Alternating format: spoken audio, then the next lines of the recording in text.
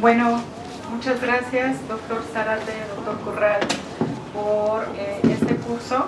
La verdad es que les felicito por preocuparse en estar continuamente en actividades de actualización y bueno, para mí fue un placer que me invitaran y compartir con ustedes estos minutos.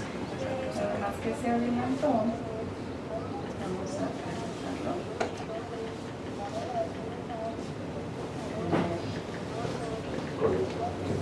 para se adelantó. Gracias. No.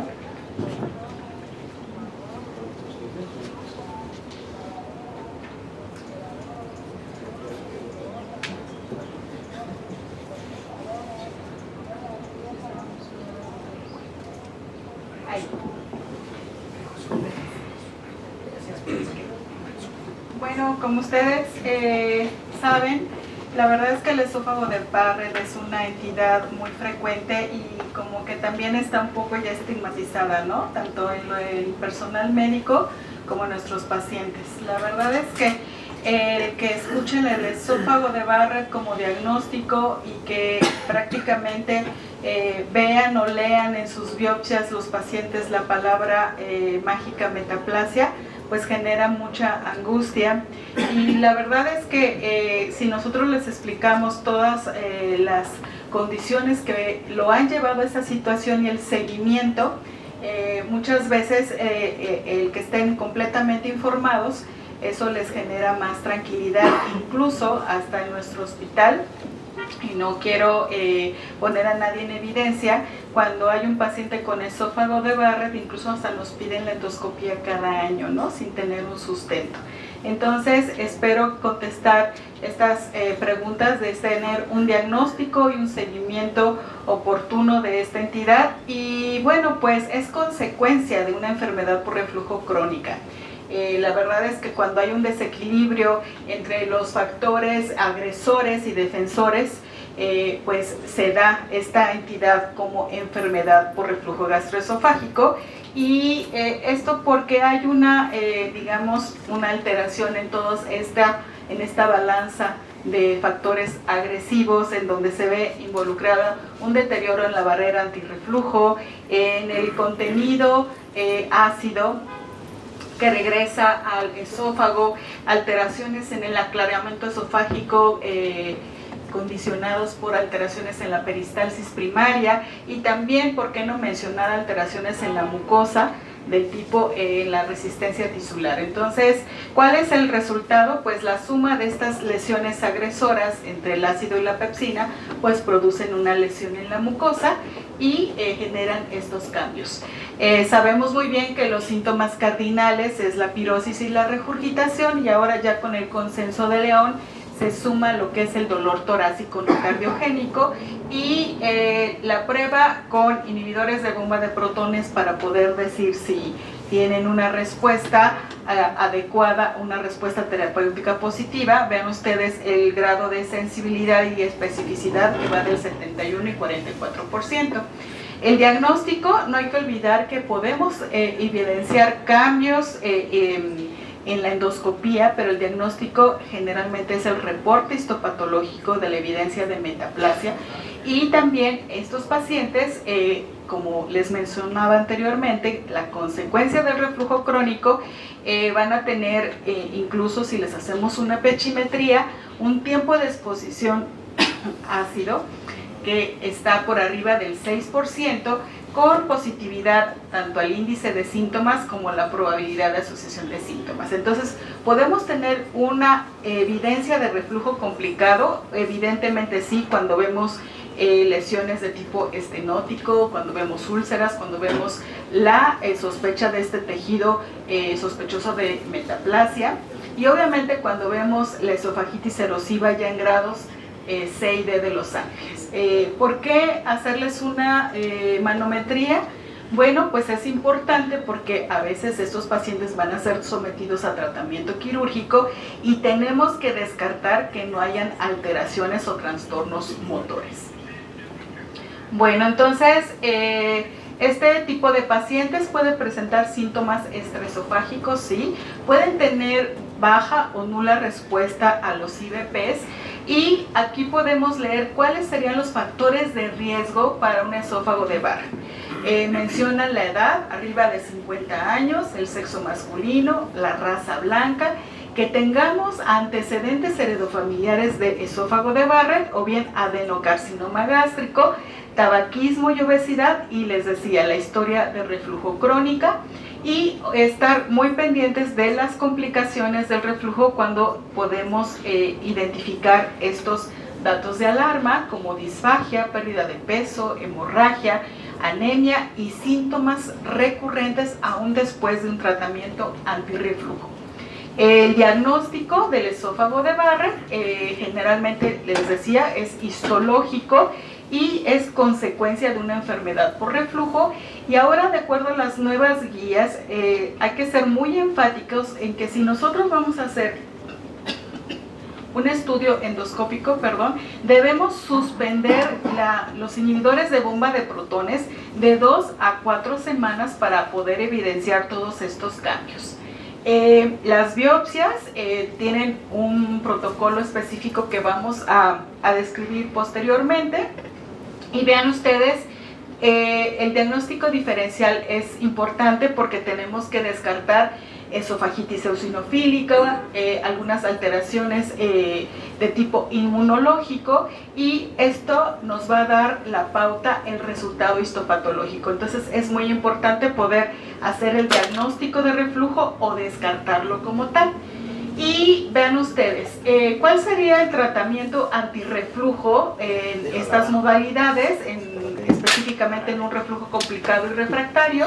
Pues la radiofrecuencia, tratamiento de fotoplicatura por medios, por cavidades naturales, o bien tratamientos resectivos que ahorita vamos a analizar. Bueno, entonces, ¿cómo lo vamos a definir? Pues es un cambio en la mucosa, es un cambio metaplásico generalmente localizado en el esófago distal y se caracteriza por ser un epitelio escamoso que se transforma a un epitelio cilíndrico con células caliciformes. Vean ustedes las lengüetas o los islotes. Aquí enfatizo las características de la mucosa normal y las lengüetas del esófago de Barrett. Es una complicación y se considera una lesión precursora de adenocarcinoma esofágico y que requiere de detección oportuna y vigilancia. Bueno, entonces, nuevamente repito, los factores de riesgo que ya habíamos mencionado. Y vean, de acuerdo a la Sociedad de Endoscopía Americana, mencionan que podemos identificar estos riesgos como moderados, que este grupo de poblaciones en exposición pueden ser sometidos a cribado, y también identificar a los pacientes de alto riesgo en aquellos que tienen historia de cáncer de esófago o esófago de Barrett. Bueno, entonces el papel de la identificación oportuna y seguimiento es una piedra angular en el tratamiento y en el diagnóstico para hacer un seguimiento endoscópico oportuno, adecuado, y una vigilancia también con estas mismas características. Esta es la cascada, si bien recuerdan, de Correa, que inicia generalmente con la gastritis crónica y después mete con datos de atrofia, metaplasia, y es importante que nosotros tengamos una comunicación efectiva con el patólogo, porque muchas veces nos dicen, sí, hay metaplasia intestinal, pero es importante categorizar esa metaplasia. Esa metaplasia debe ser descrita como si es completa, incompleta, o bien que haya grado de displasia alta, baja o ausencia de la misma. Obviamente, cuando ya nos detectan entidades ya como un carcinoma intramucoso, bueno, el seguimiento es otro, y también cuando ya vemos las características invasivas a la mucosa. Nuevamente, vean ustedes cómo se enfatiza en la población de riesgo. Bueno, entonces esta Esta lesión se localiza principalmente en el esófago distal. Las características del epitelio columnar es la presencia de las células caliciformas, formadoras de moco, y las características de esta mucosa es que por lo menos debe tener un diámetro de 1 centímetro. De acuerdo a la Sociedad Europea de Reflujo, el esófago distal tiene que estar revestido de este epitelio cilíndrico en una distancia mínima de 1 centímetro más o sumando la metaplasia intestinal, y de acuerdo a la Sociedad de Endoscopía Americana, esta mucosa escalocolumnar debe ser también por lo menos de 1 centímetro y con la presencia de metaplasia intestinal. Bueno, entonces, al momento de la endoscopía vamos a identificar puntos de referencia. Lo que es la línea Z, el cambio escamoso columnar, y de acuerdo a la localización de los pliegues, que son los pliegues más proximales del oxígeno, y la disposición de los vasos en empalizada, podemos identificar estos sitios anatómicos para que tengamos una toma de biopsia dirigida y oportuna. Entonces, vean ustedes, la clasificación que todos ustedes conocen es la clasificación de Praga, que va a describir las características circunferenciales de esta mucosa y longitudinales. Entonces, a partir de la identificación de la unión gastroesofágica, vamos a medir lo que es la extensión circunferencial, como lo dice su nombre, que abarca todos los cuadrantes del esófago, de la mucosa esofágica, y la longitud máxima. Entonces, es por eso que lo reportamos como M y C. M, que corresponde al diámetro máximo de extensión de la metaplasia, y C corresponde a la distancia que existe entre la unión gastroesofágica hasta la disposición circunferencial. Entonces, estos métodos son estandarizados para poder describir y también definir en qué lengüetas o en qué segmentos estamos tomando biopsias para poder enviarlo a un análisis histopatológico. Se describen estas siguientes clasificaciones de acuerdo a la longitud, ¿sí? Segmento corto, segmento largo. Esto define si es mayor o menor de 3 centímetros, y últimamente ya no se describe el segmento ultracorto. Otra descripción, aquí para que jale el video. Además de describir la extensión por la clasificación de Praga y la presencia de cualquier islote, también podemos definir la ubicación en sentido a la disposición de las agujas del reloj. También, si vemos características macroscópicas de nodulaciones o lesiones planas, tenemos que describirlas de acuerdo a la clasificación de Paris, y ver si hay presencia o ausencia de esofagitis erosiva. Esto incluso nos puede tener limitaciones en el tratamiento endoscópico. Importante, la ubicación y número de biopsias, y si de ser posible establecer cada biopsia en un frasco diferente para poder localizar las mismas. Bueno, entonces, ¿qué protocolos existen para tomar las biopsias en esófago de Barrett? El protocolo de Seattle se describe que se tienen que tomar en 4 cuadrantes con una distancia de 1 o 2 centímetros, dependiendo si ya tenemos el reporte, si hay displasia o no. Y vean ustedes, por lo menos 8 biopsias en frascos separados e indicando el sitio donde se tomaron. La displasia debe ser confirmada por un patólogo, y si hay alguna duda, pues bueno, se puede pedir una segunda opinión, y si encontramos una displasia indefinida, es una indicación de repetir la endoscopía en los próximos 6 meses. El diagnóstico se puede hacer por cromoendoscopía convencional. Si no tenemos cromoendoscopía virtual, podemos utilizar colorantes vitales, y magnificar y poder dirigir mejor nuestras biopsias para poder hacer una caracterización de la mucosa. Y si tenemos ayuda de cromoendoscopía virtual, pues hacemos una visualización mejorada, magnificamos la imagen, podemos describir el patrón de la superficie de la mucosa vascular de acuerdo al tipo de tecnología que tengamos al alcance. Vean ustedes la magnificación de la alta definición, cómo puede magnificar hasta 150 veces la imagen, y incluso hasta podemos describir la predicción patológica de acuerdo a los hallazgos de la cromoendoscopía virtual. Bueno, afortunadamente quien tiene acceso a estas tecnologías nos ayuda a tener a dirigir mejor nuestras biopsias, y esto también impacta en el seguimiento. Les decía, no tenemos cromoendoscopía virtual, pues entonces caracterizamos la mucosa con azul de metileno, con Lugol. Estos son tinciones de contraste, de captación y de contraste, como también nos puede auxiliar la administración de índigo carbín y de ácido acético.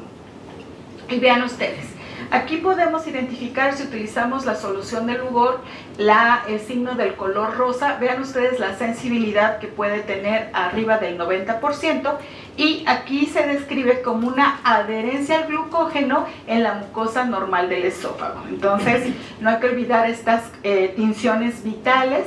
Y otro tipo de cromoendoscopía vital es con el ácido acético, que favorece un acetoblanqueamiento. Vean la sensibilidad y especificidad arriba del 80%, y su justificación de hacer evidente la mucosa sospechosa de metaplasia es de acuerdo a una desnaturalización de las proteínas.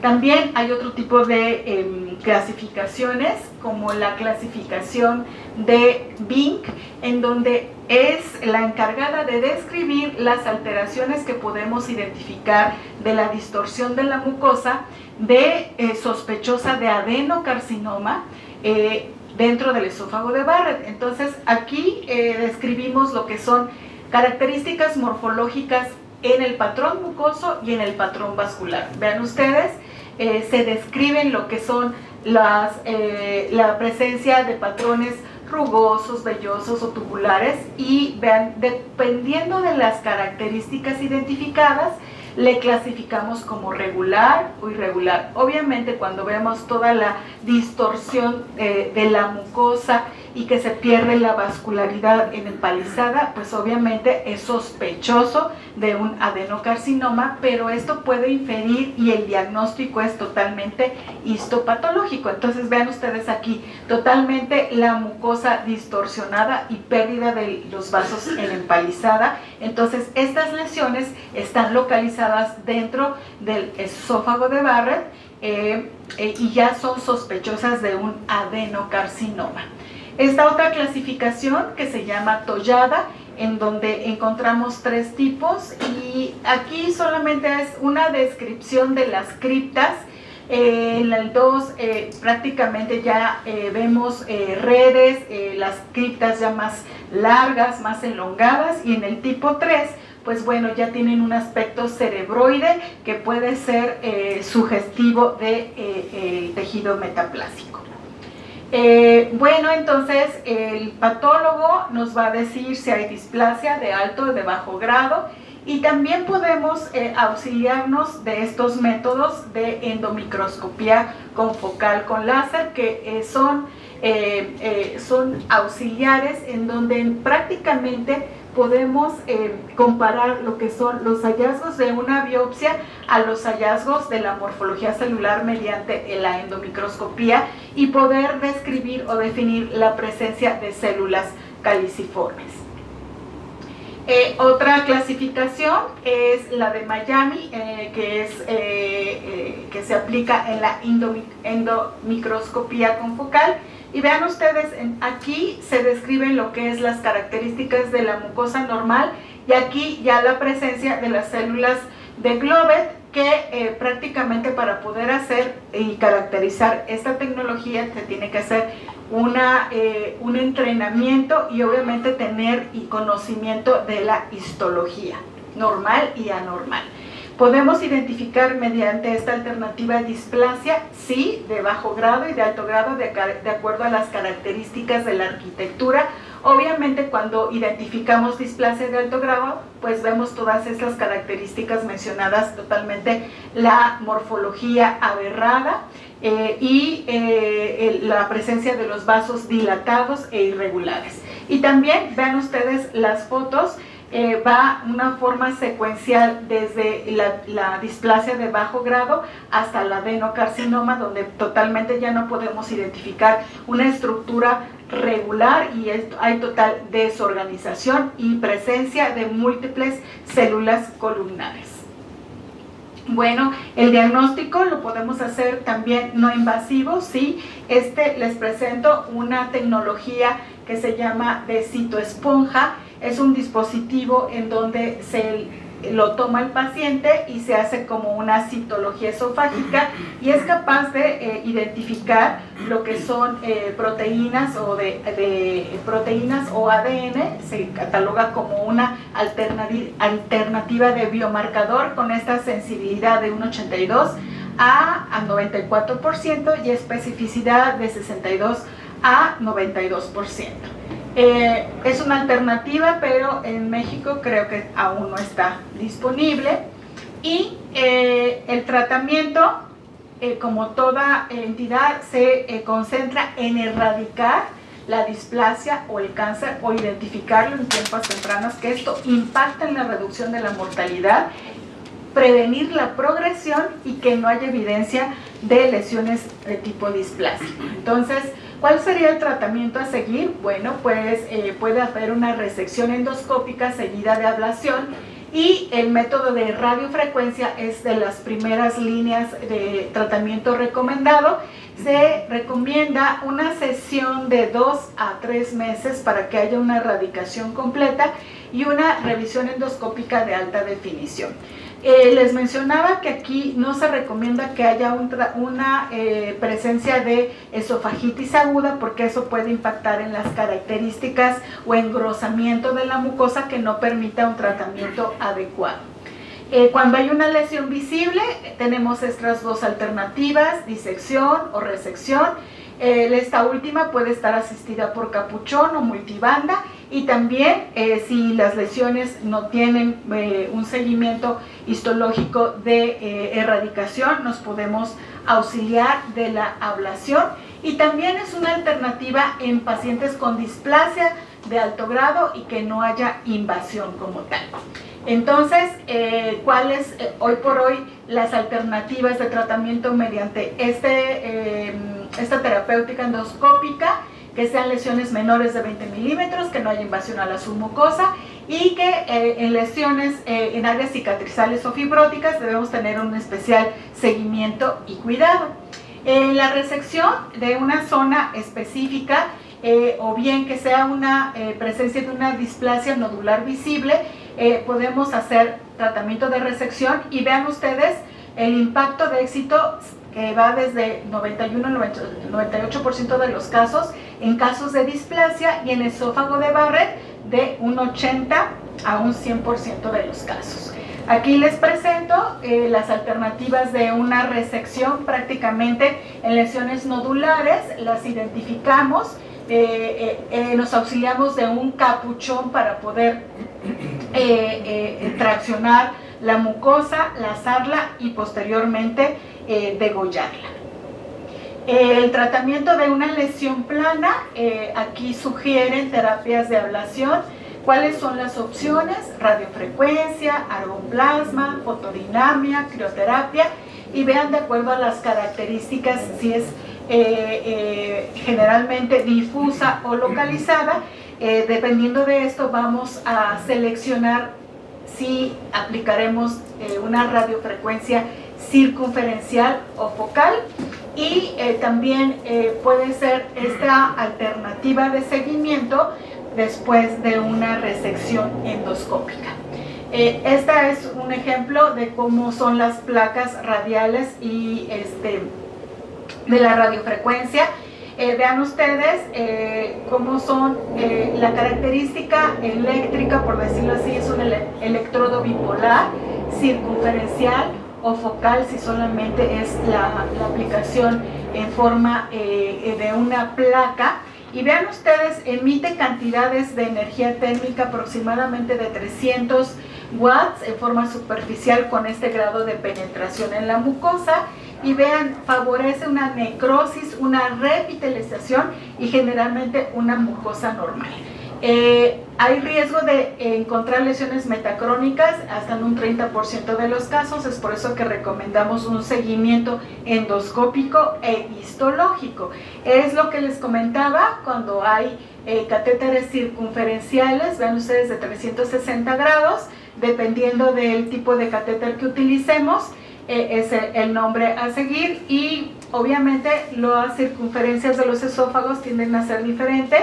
La técnica, lo que hacemos es colocar un balón que nos pueda definir qué tipo de circunferencia tiene nuestro paciente para poder seleccionar el tipo de catéter circunferencial, o bien el que es local, es la aplicación de placas. Ven ustedes, el catéter focal también, en lugar de tener la distribución circunferencial, esto es más local, y también técnicamente es un poco más sencillo de aplicar.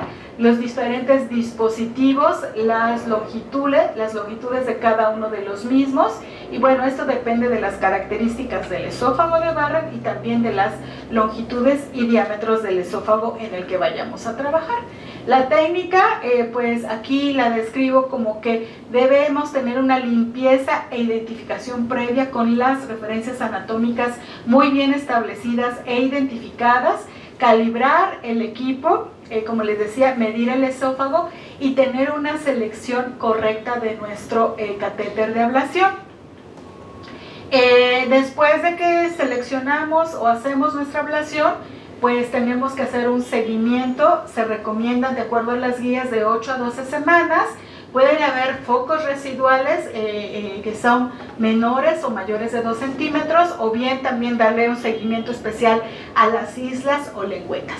La ablación circunferencial se recomienda cuando hay focos múltiples o focos residuales cuando son mayores de 2 centímetros.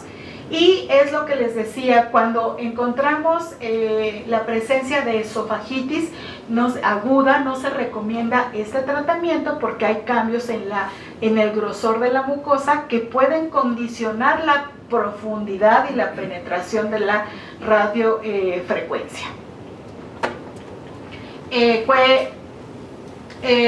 Otra alternativa de tratamiento es también la colocación de argonplasma. Vean, se ha reportado una tasa de erradicación de un 70 a un 90% de los casos, pero tiene una alta tasa de recurrencia arriba del 60%.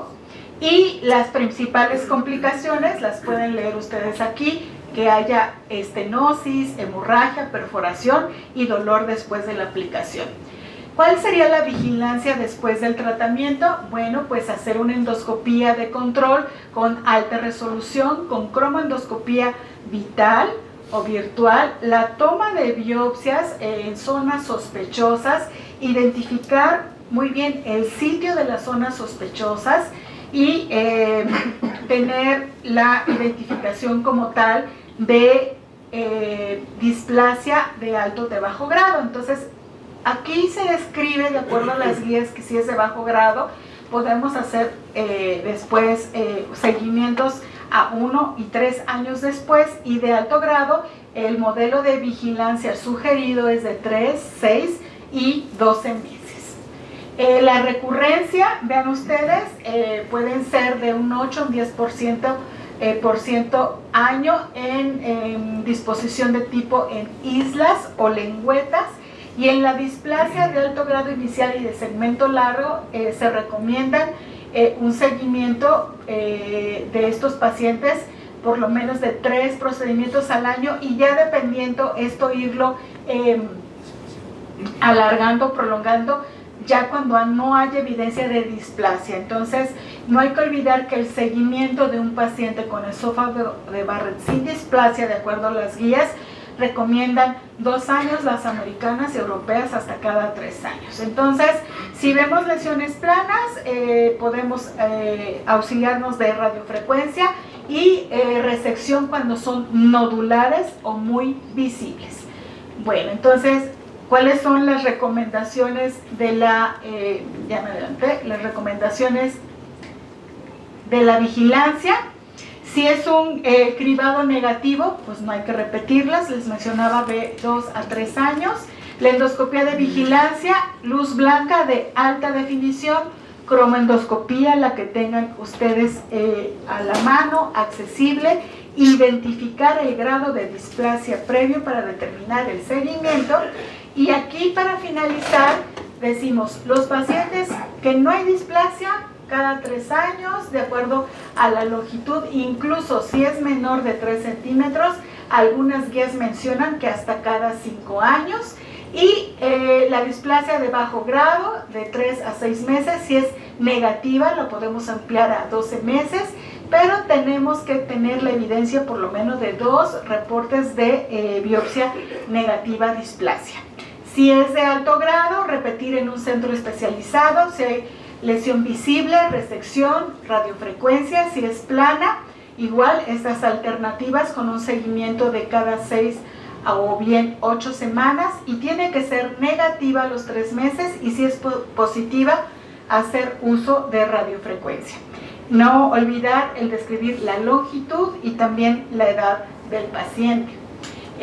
Pues esto sería grandes rasgos, son muchos puntos que teníamos que describir, pero espero haber resuelto sus dudas, y nuevamente agradezco la invitación y los felicito.